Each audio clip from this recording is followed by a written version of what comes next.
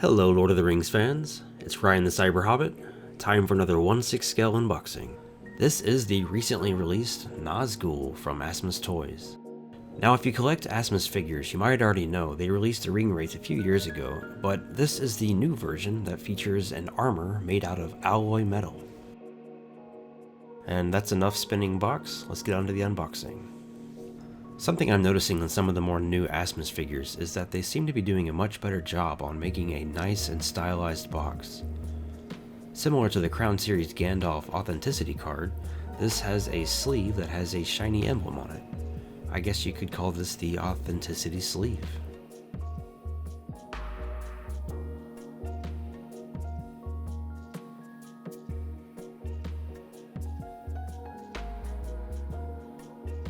And first things first, let's take a look at that head sculpt. Or lack of head sculpt.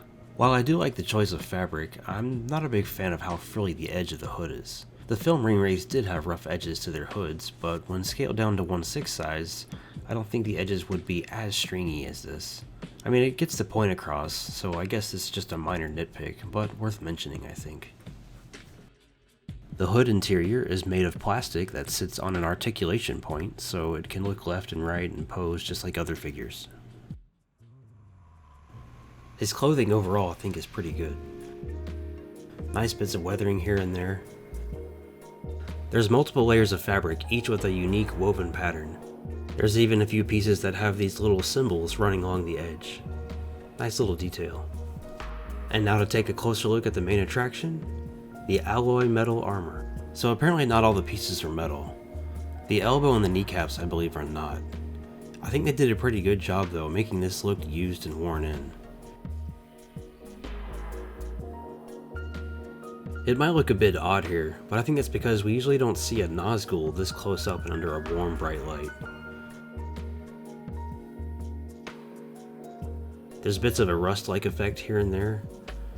And I believe they made the elbow and the knee not metal so that they wouldn't scrape over the other pieces.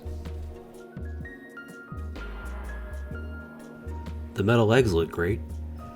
You can't really tell the kneecap isn't metal. The paint job looks pretty consistent. I bet you thought you'd never see a Nazgul crotch today.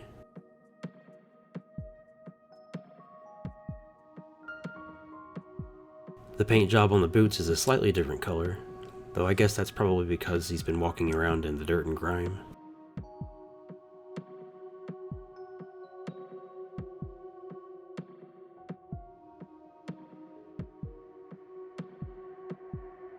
There are 4 layers in total on the back.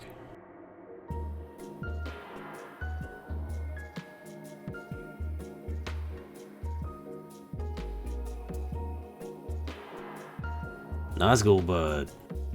I really like that each layer has its own unique fabric pattern. His belt is pretty consistent with most Asmus figures. Confusing, but maybe that's just me.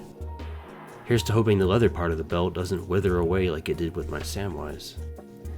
Like most Asmus figures, there are many points of articulation. This one has 32, but I'm not really sure how much use the average person will get out of that.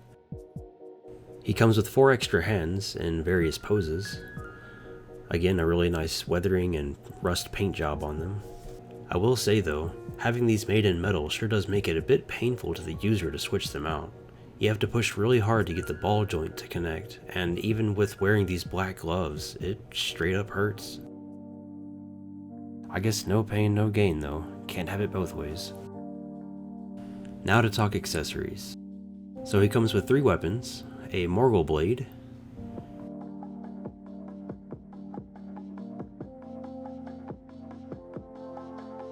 a Nazgul sword,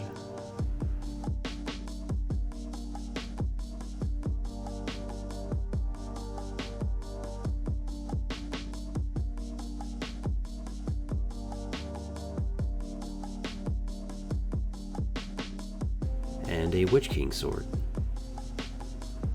All also made of metal.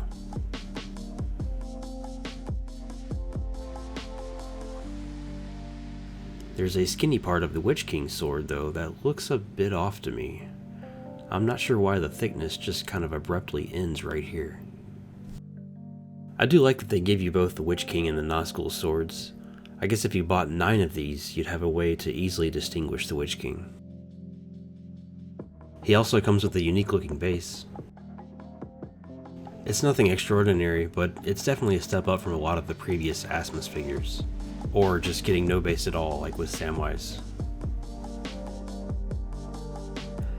And unfortunately, the directions that come with this are printed so dark that you can't really make out what you're looking at. It's kind of useless.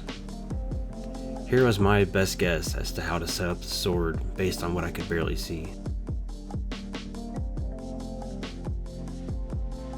And now a comparison to the 1/6 scale Weta statue, because why not? So yeah, $400 versus $200, statue versus figure. Yeah, the Weta statue is hands down better in every way. And until I did this comparison, I didn't really realize just how off a lot of things seem to be. The arm sleeves don't really stay because the material is so light that it just bounces back. Maybe you could use an iron to help get rid of some of the wrinkles, but I'm not that daring. Perhaps they could have used a heavier material to help with this, but yeah, things just don't flow the way that you would hope they would. Maybe I shouldn't be comparing it to a statue. Standing next to it, he kinda just looks like someone who lives in the garbage. And to be completely honest, I'm not sure what good having metal alloy armored legs does when most of the time they're going to be hidden by all the garments. Well, at least you can turn his head. So for some final thoughts. While again, looking at this by itself, it does look like a Ringwraith. And I think knowing the armor's made of metal raises my opinion of it. I do think this is a good figure overall, but I just wish things flowed a bit better and didn't give off such trash people vibes.